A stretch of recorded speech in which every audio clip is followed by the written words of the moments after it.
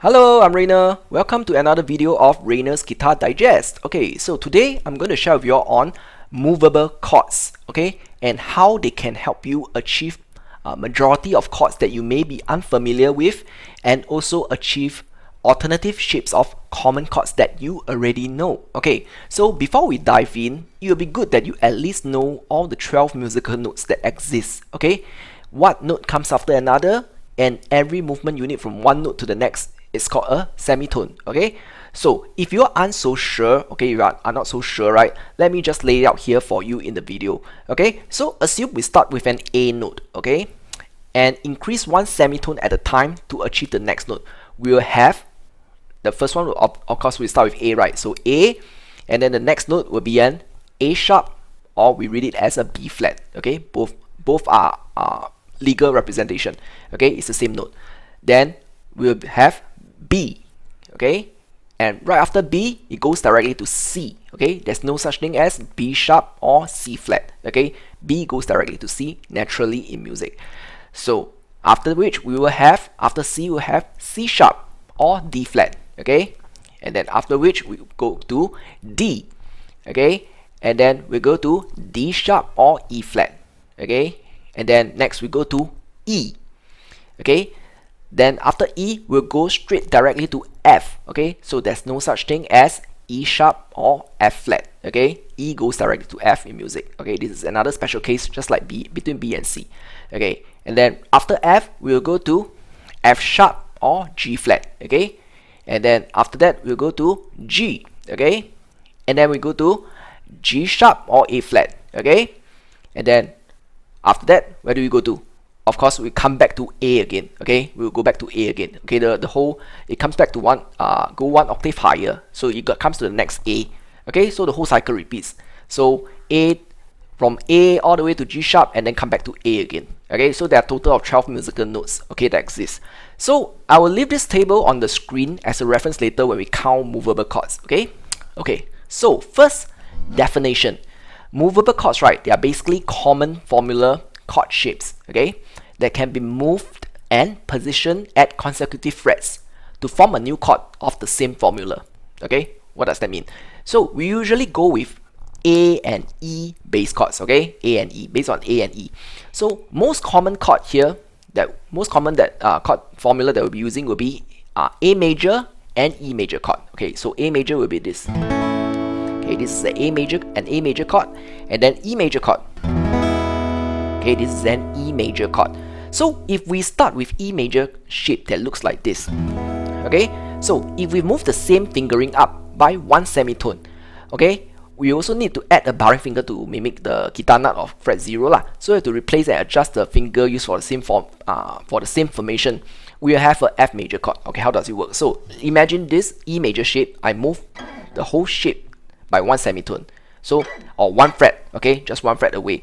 But you have to add a barring finger, so I will have to replace finger. So I have to add a bar finger here and then replace the rest on the same position, okay? On the same position. So you will get a F major chord here. So just now it was E, so you go up by one semitone, you'll be a F major chord, okay? So this will be a F major chord. Then if we move this shape up by one more semitone, okay, then this will be a F sharp chord, F sharp major chord. Okay, so this will be a F sharp major chord. Then F sharp major, we move up by one more semitone.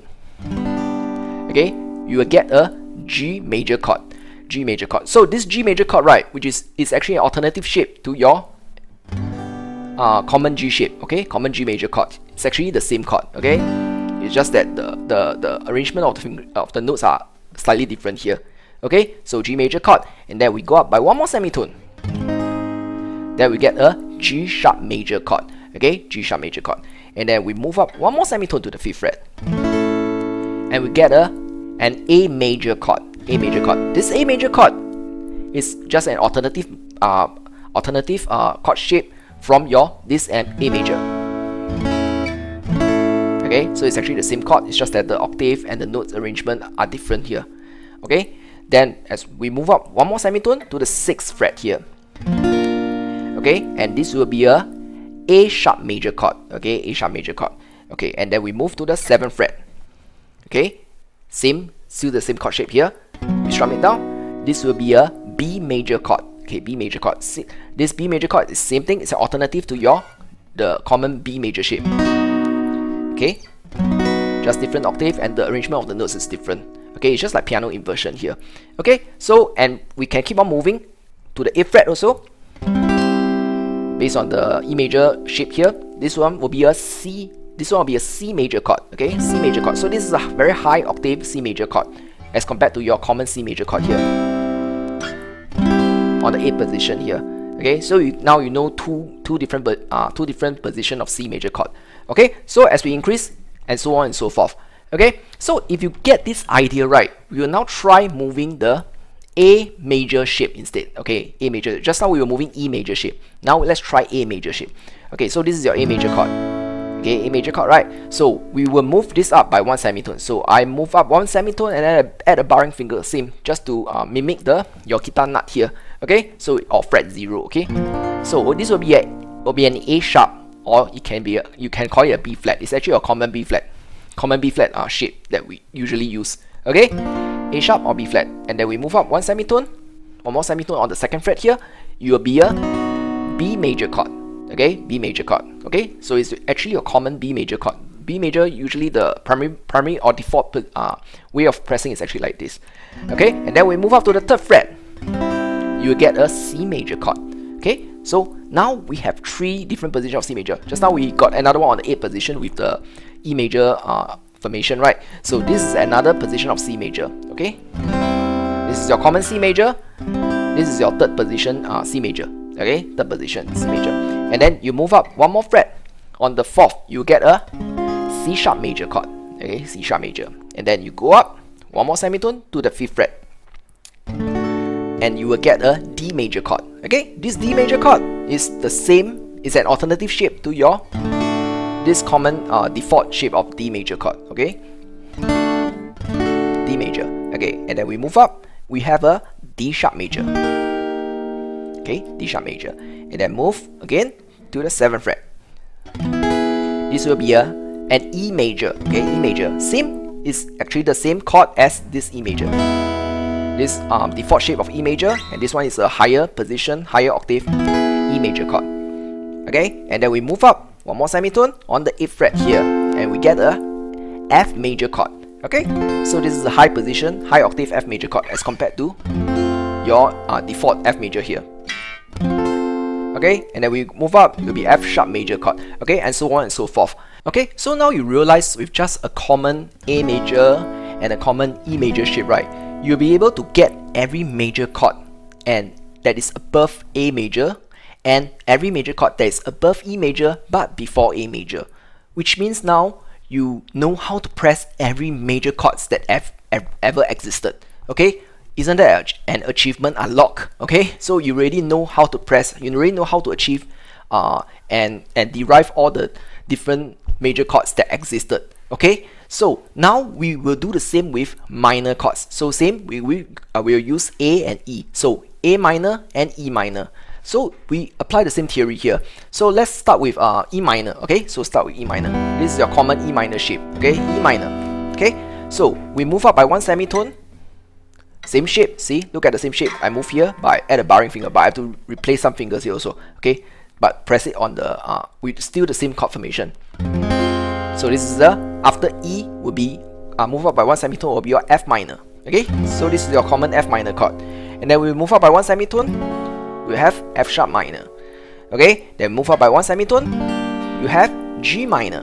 Okay, G minor chord, and then we move up by 1 semitone again, G sharp minor. Okay, move up by 1 semitone again, A minor. So this is the A minor, alternative position of A minor chord, same as your common A minor, just higher octave, and the note position are rearranged. Okay, A minor, then move up, A sharp minor. Okay, then move up again, B minor. Okay, so this B minor, alternative shape to your usual B minor. Okay, just on a higher octave.